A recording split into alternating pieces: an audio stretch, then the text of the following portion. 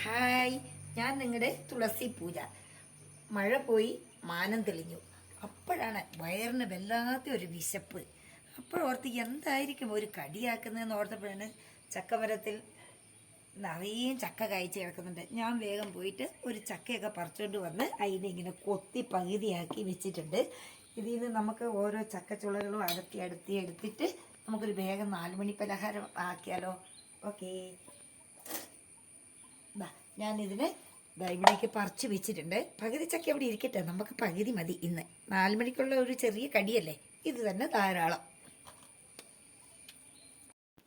ഈ ചുളകളെല്ലാം ഞാനൊന്ന് ചെറുതായിട്ട് അരിഞ്ഞെടുക്കുന്നുണ്ട്.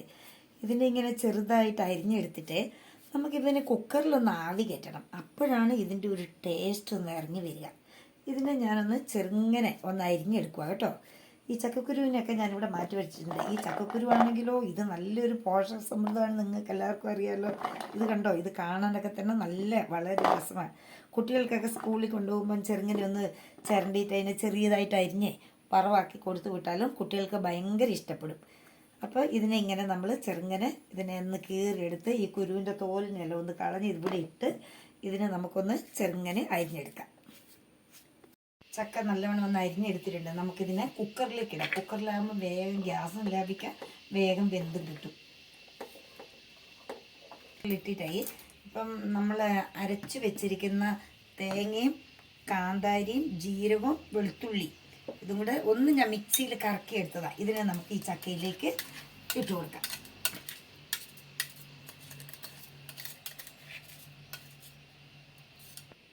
അത് അരപ്പിട്ടിട്ടായി നമുക്കതിലേക്ക് കുറച്ച് ആവശ്യത്തിനുള്ള വെള്ളം നമുക്ക് നോക്കിയിട്ട് ഒഴിച്ചു കൊടുക്കാം.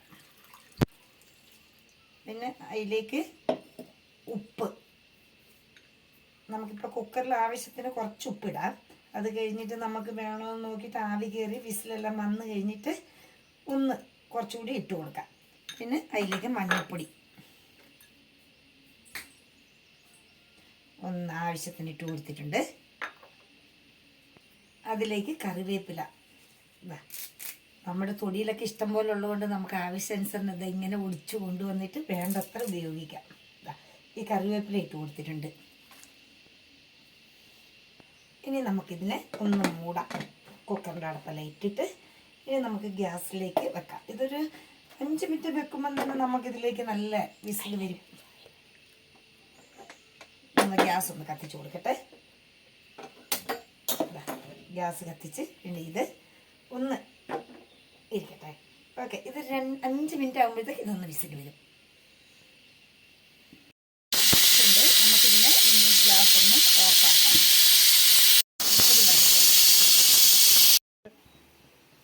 ഇതിനെ നമുക്ക് ഒരു പ്ലേറ്റിലേക്ക് നല്ലോണം കുറച്ച് ഇടാം. കുറച്ച് മട്ടൻ കറിയും കൂടി ആയാലോ ഇതിലേക്ക്.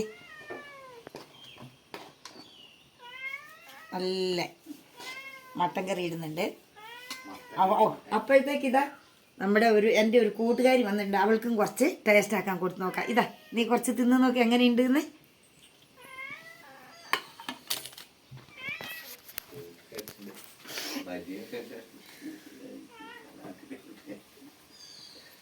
അടിപൊളി, നല്ലുണ്ടാ? Super super. ഓക്കെ. ഞാൻ അവൾക്ക് കുറച്ച് കൊടുത്തു, അവൾ അവിടെ ഇരുന്ന് കഴിക്കുന്നുണ്ട്. അപ്പം ഞാൻ ഇതിനെ ഇങ്ങനെ ചാറിലെല്ലാം ഇങ്ങനെ ഒന്ന് മുക്കി ഇതാ ഇങ്ങനെ പൊളി ടേസ്റ്റാ. ഈ ചക്കനെ ഇങ്ങനെ എടുത്തിട്ട് ഇതിലേക്ക് നമുക്ക് ഈ ഒരു മട്ടൻ്റെ നല്ലൊരു പീസുണ്ട്. ഇതിനെ ഇങ്ങനെ വെച്ചിട്ട് നല്ല ഇങ്ങനെ കുഴച്ച്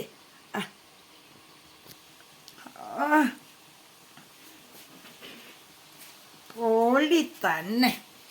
നിങ്ങൾക്ക് ഈ റെസിപ്പി ഇഷ്ടപ്പെട്ടെങ്കിൽ നിങ്ങൾ ഷെയർ ചെയ്യണം, ലൈക്ക് ചെയ്യണം, സബ്സ്ക്രൈബും ചെയ്യണം. ഇനി അടുത്ത വിഭവങ്ങളുമായി വീണ്ടും കാണാം. എന്ന് നിങ്ങളുടെ തുളസി ആൻഡ് പൂജ.